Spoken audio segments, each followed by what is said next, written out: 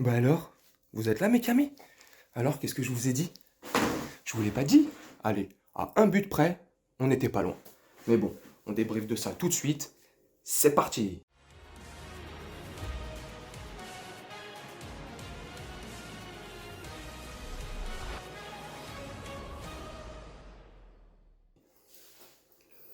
Bon, par où commencer? Par où commencer? Superbe match. Dans un stade magnifique, le stade Francis Leblay à Brest.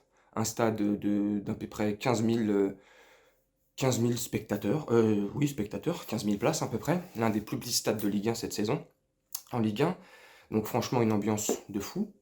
Les supporters de Brest, les Celtic Ultra, si je dis pas de bêtises, franchement, magnifique.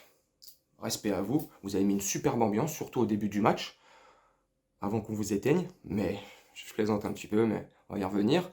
Et les Ultras aussi, les Ultras parisiens, les Ultras du PSG. Chapeau. Une sacrée ambiance de la première seconde à la dernière. Ça n'a pas lâché. Même là, pendant le débrief, les joueurs, le match vient de se terminer.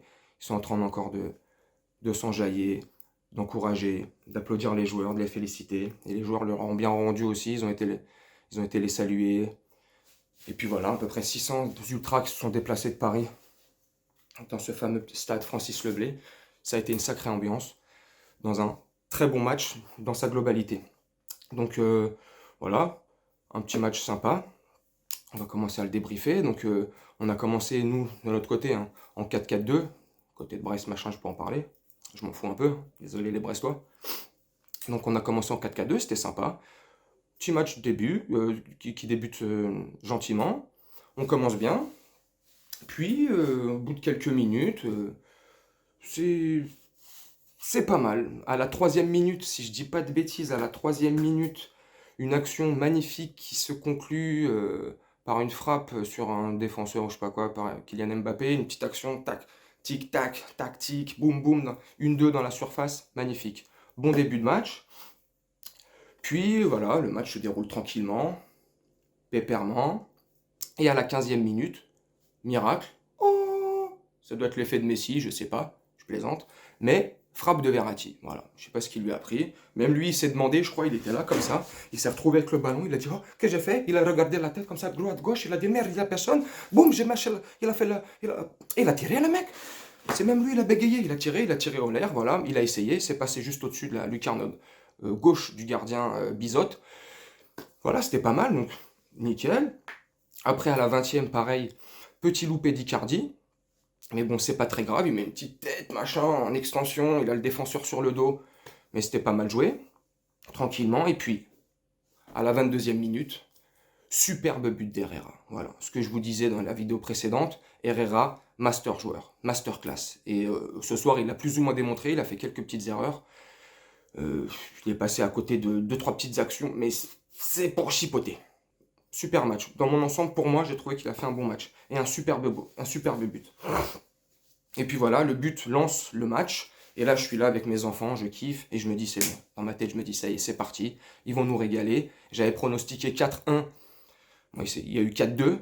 Mais je vous expliquerai pourquoi. Il y a eu le deuxième but, mais surtout le premier aussi. Et puis voilà. Après, 34e, 35e minute, une action magnifique d'Akimi qui s'échoue par. Voilà, je crois qu'il s'est tiré à côté. Magnifique. Et puis à la 36e minute, pareil, on commence à découler le match de l'action d'Akimi à la 34e. Ça déroule, machin, on reprend le ballon, on récupère, tactique, boum, bam. Et là, petite action comme ça, petite passe, machin, ça part d'Mbappé, je crois, vers les 40 mètres. Et là, boum, et ça finit par Mbaboulard. Il a mis un boulard, c'est rentré d'une force dans les cages. Le gardien, il a rien vu, il avait les yeux biseaux. Voilà, d'où son nom. Nickel. Et puis voilà, tranquillement, 2-0. Je me dis que ça y est, les bases sont faites, c'est campé. Normalement, ça devrait le faire. Normalement. Puis à la 43e, but de Brest. 43e minute, but de Brest. Et là, je me dis, fais chier, putain. C'est pas possible. Ça recommence. Petite erreur défensive, mais bon, c'est pas très grave. Franchement, ce but-là, même si je te kiffe Navas, il est pour toi. mal placé ou je sais pas, ça passe juste en dessous de lui. Pourtant, c'est l'attaquant de Brest tire sur Navas, mais ça, je sais pas, ça passe en dessous, je sais pas, il a un partenariat avec Emmental, je vois, puis il y a eu un trou, il est passé. Bref, c'est pas très grave, ça arrive, hein. Ça arrive au plus grand, au meilleur, la preuve. Puis voilà, après, mi-temps, nickel. Après, petite interruption électrique, puis petite intervention d'EDF au stade de Brest, Francis Leblay, parce que je pense qu'ils n'ont pas payé la facture en début de mois. Donc, je sais pas, l'électricité s'est coupée, il y a eu un problème d'ampoule, les ampoules trop chaudes, je sais pas quoi. Donc voilà, mais bon, ça c'était un petit fait entre les deux mi-temps, à la mi-temps. Donc voilà, puis après reprise de la seconde période, et pareil, franchement, on recommence bien sur de bonnes bases. Statistiquement, bon, les stats ils sont pour nous, hein, 75% en moyenne de possession de balle. Gay, il a touché plus de 75 ballons, Verratti plus de 110 ou 115. Énorme pour un retour de Verratti, super. Super bap de Verratti pour faire une parenthèse. Gay, masterclass, c'est ce que je vous disais dans la précédente vidéo aussi. Gay, s'il a le niveau du Real Madrid ou de quelques matchs qu'il a pu nous faire en 2 ans, top joueur avec Vijna et Verratti au milieu.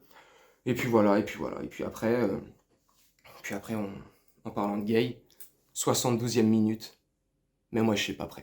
Je me doutais que Gay il allait tirer parce que Gay, c'est son 3e ou 4e but qu'il met hors de la surface. Il aime tirer de loin. Mais moi, j'étais pas prêt. À 40 mètres à peu près du but, même mon fils, qui était à côté de moi, il me dit oh, j'étais pas prêt. Inattendu. Magnifique but. 3-1. Super. Je me dis voilà, c'est parti. On est bon dans le prono. Ça va être parfait. Nickel. Et puis là, caca dessus. Kipembe, comme je vous ai dit aussi dans la précédente vidéo, Kipembe qui se chie dessus. Enfin, qui se chie dessus. Ça me fait chier de dire ça parce que Kipembe, je le kiffe de fou. C'est Presco, c'est un soldat, c'est un Titi, je le kiffe. Mais voilà, pareil, le deuxième but qu'on se prend, petite erreur de Kipembe.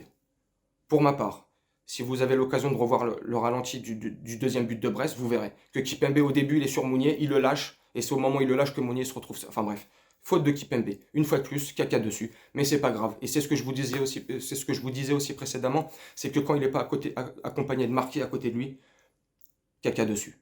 Mais c'est pas grave, c'est pas grave. 3-2, je me dis, fais chier, je suis plus dans mon prono, mais bon, ça, c'est pas grave, le pronostic, on s'en fout quelque part. C'était comme ça que je voyais à peu près le match. Puis après, voilà, à la 70e aussi, avant que le but de Gay y soit inscrit, entrée de Draxler et sortie de Verratti, et puis là aussi, c'est le collectif complet qui s'est chié dessus. Verratti, quand il sort, et on fait rentrer le sénateur Draxler, c'est terminé. Le mec marche sur le terrain, le mec est perdu. Julian, je te kiffe. Depuis le premier jour que t'es là, je te kiffe. T'es un Allemand, voilà, t'es un bon gars, t'es un bon type, machin. Je t'ai toujours défendu. Mes potes, mes vrais potes qui vont regarder la vidéo, mes amis, mes frérots, ils se reconnaîtront. Ceux qui me connaissent vraiment savent que ce mec-là, je le kiffe. Draxler, je l'aime bien, mais là, c'est bon, à un moment donné, c'est trop, là. Arrête de marcher sur le terrain, putain, le mec, il a 2 valises sur le terrain, il est là, on dirait un VRP qui est en train d'essayer de vendre des contrats, là. Bordel de cul, tu vas te bouger le cul. Il marche sur le terrain, voilà, on a perdu complètement le fil. Sortie de Verratti, c'était terminé. J'ai dit à mon fils, allez, c'est bon, Verratti, il est sorti, c'est fini le milieu. Ficello, c'est du fromage.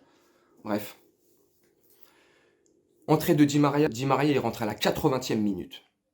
Et là, quand il rentre, je me dis, super, enfin, un petit joueur, génie, classe mondiale. Bon, je vais rater les superlatifs. Extraordinaire. Et puis, à la 90e minute, Di Maria nous fait du Di Maria. Sublime but. Comme ça, cheville relâchée, pied gauche, il lobe le gardien brestois comme ça, biseau, là, pareil, ça lui passe tranquillement au-dessus, but de classe mondiale, voilà, le vainqueur récemment de la Copa América, l'unique buteur de cette finale à la Copa América contre le Brésil, Ángel Di Maria, soldat aussi du Paris Saint-Germain. Donc franchement, dans l'ensemble, voilà, pour terminer et clore ce débrief, c'était un bon petit match, une sacrée ambiance, Brest qui a très bien joué, franchement. Ils ont eu des séquences où c'était génial. Et franchement, c'était nickel. Donc voilà. Donc sur ce, j'espère que vous avez kiffé le match. Pour ceux qui n'ont pas eu la chance de voir le match, voilà, j'ai essayé de vous le débriefer comme je peux, à ma manière. Et puis voilà, en espérant que ça vous plaise. Et on se retrouve pour le prochain match. Salut mes camés.